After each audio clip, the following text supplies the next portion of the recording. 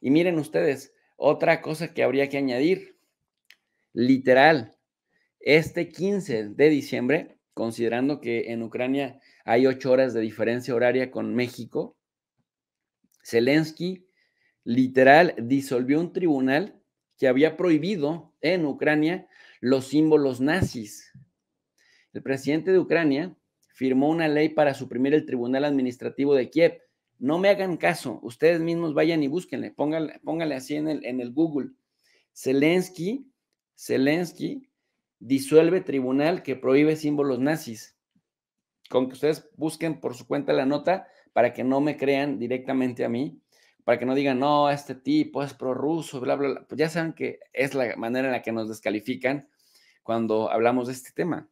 Pero si ustedes buscan la nota, van a encontrar que Zelensky firmó una ley para suprimir el Tribunal Administrativo del Distrito de Kiev y dijeron que no podían, ¿no?, poner piedras en el camino a la lucha contra el combate contra los rusos. Y al parecer, eso también fue indicado o fue impulsado por Estados Unidos, que ya tenía a este tribunal administrativo del distrito de Kiev en una lista negra para limpiar los obstáculos, tal cual. 5 días antes de que el presidente Zelensky diera a conocer el fin o la eliminación de este tribunal administrativo del distrito de Kiev, el Departamento de Estado de los Estados Unidos publicó una lista de personas y organizaciones sancionadas titulada Combating Global Corruption and Human Rights Abuses, combatiendo la corrupción global y los abusos a derechos humanos. En ese documento figuraba el nombre de Pablo Boc. ¿Quién es Pablo Boc? Un juez al que la Casa Blanca ya tenía en la mira desde hace tiempo, y ese juez participaba en este tribunal administrativo de Kiev que disolvió, que prohibió hace tiempo el uso de símbolos nazis, pero que se han pasado por el arco del triunfo y ahora prefirieron eliminarlo a él antes que eliminar el uso de símbolos nazis. Estados Unidos ha acusado a este juez ucraniano de utilizar sobornos a cambio de interferir en procesos judiciales y otros procesos públicos. Las sanciones, pues no solo lo castigan a él, sino a 2 familiares directos suyos. Y Boc ya lo fueron, era el presidente de este Tribunal Administrativo del Distrito de Kiev, órgano que ya tenía sus problemitas con Zelensky, pero que Zelensky, miren, ha eliminado 14 partidos, ha puesto en listas a periodistas que le critican. Ahora se mete, para aquellos neonazis aquí mexicanos que dicen que el INE no se toca y que desde el Poder Ejecutivo no se pueden ir minando las instituciones. Bueno, pues Zelensky ha minado partidos políticos, ha minado fuerzas judiciales, todo lo que huela a oposición lo ha despepitado y ha ensalzado todos aquellos elementos que le ayuden a combatir contra los rusos. Ese es el problema. El diario de Kiev Independent, o sea, que es una especie de el diario más importante de Kiev, define a Bob como el juez más escandaloso de Ucrania. Y uno podría decir, bueno, no nos llamaría la atención que en un país corrupto como Ucrania haya jueces corruptos, pero casualmente los jueces corruptos a los que han ido cesando y a los que han ido eliminando son aquellos que prohibieron no hace mucho el uso de símbolos nazis. Entonces ahora se valen de un cuerpo y de sanciones de Washington para irlos eliminando. ¿Qué significa esto? Significa que están purgando a todos aquellos que tienen voz disidente de lo que comanda Washington y que ejecuta Zelensky. Pablo Boc fue designado presidente del tribunal por el expresidente ucraniano Víctor Yanukovych que fue presidente de Ucrania del 2010 al 2014 hasta que le dieron golpe de Estado y lo derrocaron.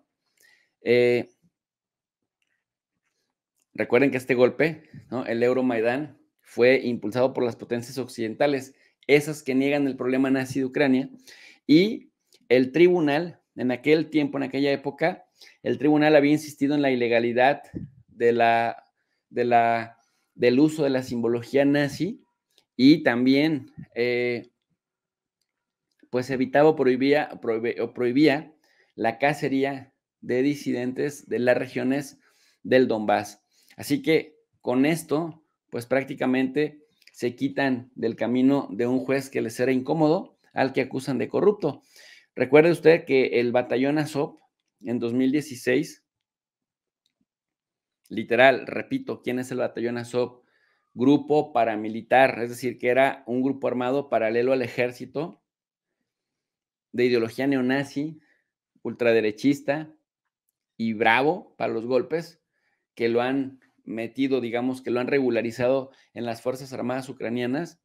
Sí, sí, sí, el mismo presidente judío Zelensky, que dicen que por ser judío no tiene nada que ver con los nazis en Ucrania.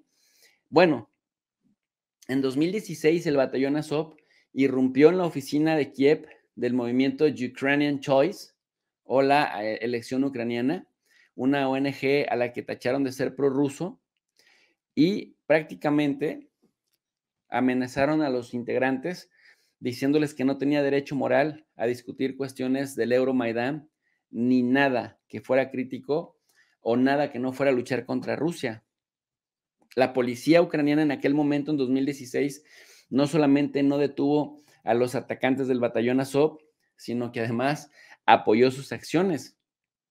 El asesor del ministro del Interior, Soren Shishak, en el canal de televisión de Canal 112, dijo que apoyaba absolutamente la iniciativa. Ojo, llamaron al batallón Azov activistas públicos patriotas por estar impulsando, y este documento lo tiene la Organización para la Seguridad y Cooperación en Europa, la OSCE, que se hacen patos es otra cosa.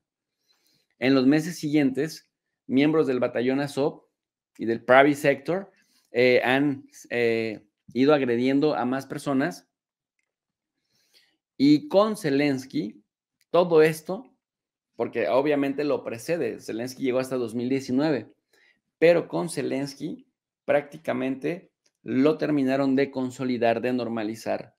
Entonces, este tribunal administrativo del distrito de Kiev, que fue eliminado por esta ley que firma Zelensky, no solo fue un aparato gubernamental envueltos en escándalos y en embrollos, pero el principal escándalo es que prohibía, y lo hizo en varias ocasiones, la propagación de símbolos y comportamientos nazis y neonazis en Ucrania. En 2019, por ejemplo, ordenó al ayuntamiento de la capital ucraniana de Kiev cambiar el nombre de dos importantes calles de Kiev, las cuales desde 2016 ostentaban el nombre de dos militares ucranianos acusados de haber colaborado con los nazis de Adolfo Hitler, Stepan Bandera y Roman Yukevich. Entonces, evitar toda apología del delito, evitar toda apología del delito. Bandera y Shukevich fueron liderados y a su vez fueron las cabezas centrales de grupos ultranacionalistas ucranianos en la primera mitad del siglo XX, como la famosísima Organización de Nacionalistas Ucranianos, que, bueno, posteriormente, como lo hemos venido mencionando en otros videos y en este también, formaron su brazo armado durante la Segunda Guerra Mundial, ¿no? El famosísimo ejército insurgente ucraniano, que, bueno, prácticamente justifican que se valía de todo para sacar a los estalinistas. Pero ¿quién fue, por ejemplo, Yukevich? Yukevich, este que tenía una calle desde 2016 con su nombre, como Stephen Bandera. Bueno, pues este señor, Shukevich, fue uno de los organizadores de la masacre de polacos en Volhynia, que está en suelo ucraniano, en donde se dio una limpieza étnica entre 1943 y 1944, y junto con Stephen Bandera, pues son personajes considerados por el actual gobierno ucraniano del presidente judío Zelensky, que en Europa juran y perjuran que por ser judío está en contra de todos estos. Pues, señores, siento decepcionarlos, pero no es así.